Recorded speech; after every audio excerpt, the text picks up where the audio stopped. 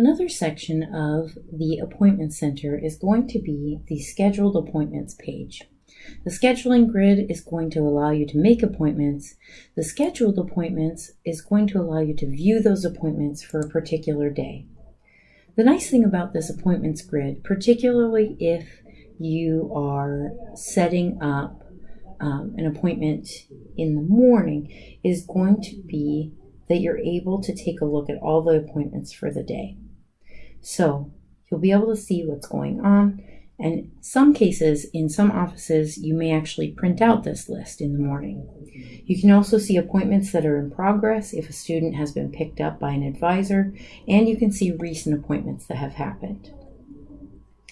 If for some reason you need to make changes from this page, you also can do that.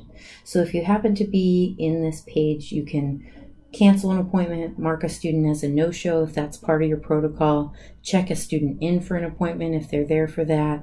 You can view the appointment details, which would allow you to edit or move the appointment, as we showed you from the advising center or from the scheduling grid.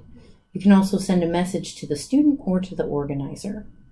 I would highly recommend that in most cases you make any changes to appointments via the scheduling grid page, not the scheduled appointments page, primarily because it's easier to make moves and cancellations from that particular list. If it's easier for you to do it in this fashion, feel free to do so. It can be nice to be able to see kind of across right here, there's the student name, the organizer, and the time. And it doesn't have that same grid format that can be a little bit confusing at times, depending on what type of computer you're using. In most offices, you likely won't be using this Mark No-Show button unless you are also an advisor or staff member that sees students. Advisors and staff members seeing students are able to mark students as no-shows as well.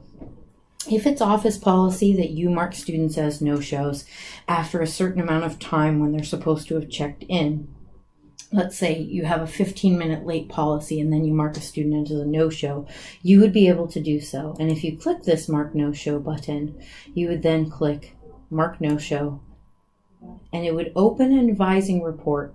And typically in our recommendation is that you simply write no-show or student did not attend or did not check in by this time in this appointment summary.